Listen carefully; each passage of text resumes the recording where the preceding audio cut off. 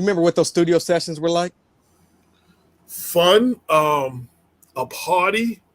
We had a lot of our friends come through. A couple of our friends come through because we had some girls up in there and some alcohol in there. Just a party. I mean, we had fun. We would go down. Kurt would do what he do. You know what I'm saying? And he got to know the studio well. And Charlie Murata, South Shore Soundworks, something like that. With EPMD and then the hit squad ended up recording out of there. Kurt started getting used to everything, and Charlie liked to smoke, so he go off and smoke. You know what I'm saying? So Kurt ended up working as an engineer in the studio. So that would give us extra time. Like, you know what I'm saying? Like, he'd be in there between sessions coming up with stuff, and then I guess that was why it made it easy. So the beat was kind of almost done when we got in the studio. Like, you know what I'm saying? He added his little tweaks to it, and, you know, he doing his little mixes and stuff, and whatever he got equalized it and everything. He was doing that, you know what I'm saying, between other people's sessions and stuff. But it was we just got in there, took care of work, had fun. It was fun. Right. When that album dropped, what kind of reception did you guys get, especially from like the other regions, Queens, and I mean, you had the song "Strong Island." What kind of reaction did you get from the other boroughs? Well, it's funny. The whole line living in CI. Anytime I was in the 5 boroughs, they swore I was talking about Coney Island. Yeah.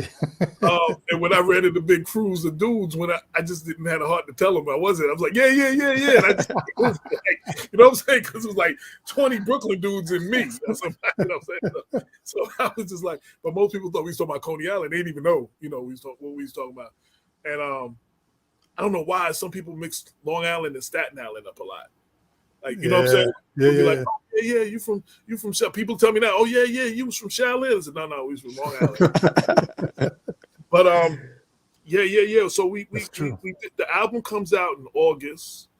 I'm like I said, I'm doing the publicity and everything. I'm just rocking. You know, I got to know some DJs in the UK. A writer from a magazine in Germany wanted to do something because we were going out there when the album dropped, and I actually had them come to my house in Central Islip. They did a big photo shoot and everything on the side of my house and everything, and interview us. And when we got out there in Germany, the article was out. So, you know, I was doing all that kind of stuff. Like, I was just holding it down. Again, I didn't know what the hell publicity was, and I was just rocking. I was always at Wild Man Steve and BAU and then Jeff Force at Hofstra. You know, I was always there, even without the group, you know, just trying to get our record played everywhere, you know, all the colleges and stuff. So that's kind of what I did. We rocked. We got the album. We went to Germany, and it was on and popping from that point.